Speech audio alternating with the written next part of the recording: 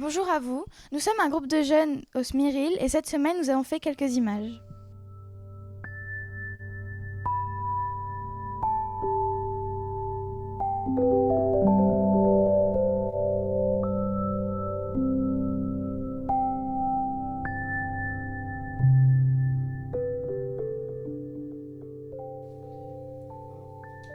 Mais vous connaissez les mares? C'est un écosystème, souvent créé par l'homme, qui contient un peu d'eau, mais beaucoup de bêtes. Des noctonètes, des larves de libellules, des stratinomidés et des planorbes.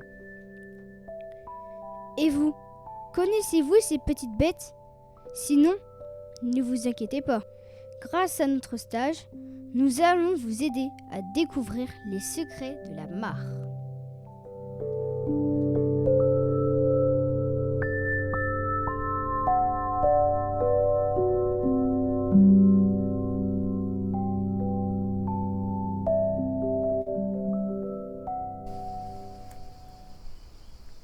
On vous laisse maintenant avec un quiz. Je suis un insecte. Mon corps est séparé en 3 parties, la tête, le thorax et l'abdomen.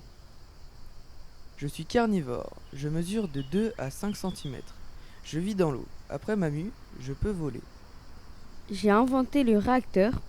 J'aspire de l'eau pour me propulser par mes fesses. Qui suis-je?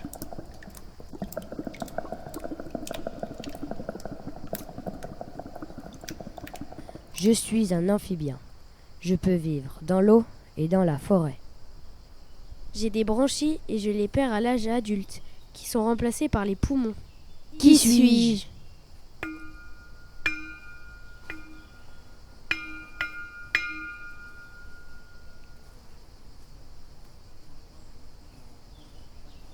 Oh, nous sommes enfin arrivés. Mais au fait, qu'allons-nous apprendre et qu'allons-nous faire aujourd'hui? Aujourd'hui, nous allons apprendre plein de nouvelles choses sur les libellules. Mais où ça? Dans les mares du Rhône, juste ici. Tu savais que les libellules avaient des grandes caractéristiques particulières? Oui, elle a même un corps long et fin qui mesure généralement entre 3 et 10 cm. Elles ont plusieurs couleurs, comme le jaune, le bleu, le rouge, le brun, mais elles sont souvent métallisées. Elles peuvent être d'excellentes chasseuses avec leur proie. Et aussi, grâce à ses immenses yeux, elles ont de très bonnes visions. Elle a d'ailleurs la meilleure vision du monde des insectes. Le titique est un insecte qui vivra toute sa vie dans l'eau, sauf pour se déplacer de mare en volant. On retrouve ses œufs dans les eaux stagnantes, après environ 10 à 20 jours. Ils écloront, donnant naissance à des larves.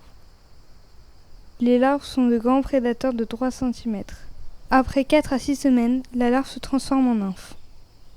Et une fois l'âge adulte atteint, il vivra encore 1 à 2 ans. Il mange des larves et parfois des têtards. On vous laisse maintenant avec un portrait de la grenouille. La grenouille est un amphibien, mais elle ne va dans l'eau que pour s'accoupler.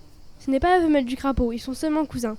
Elle se nourrit essentiellement d'insectes comme des mouches ou des moustiques, mais aussi des libellules. La grenouille commence sa vie au stade d'œuf, qui peuvent se compter par milliers.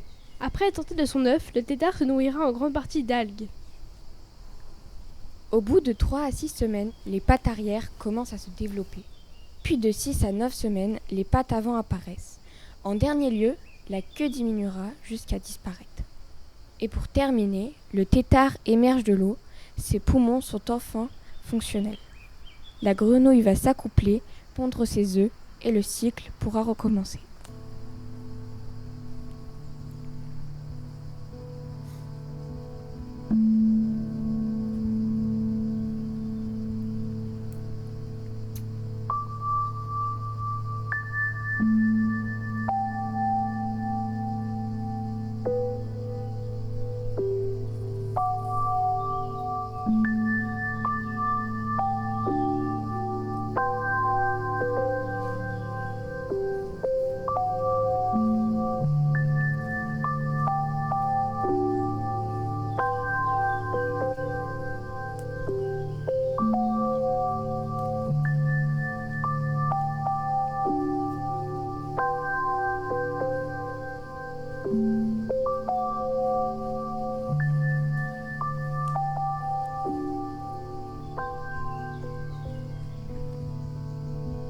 Thank you.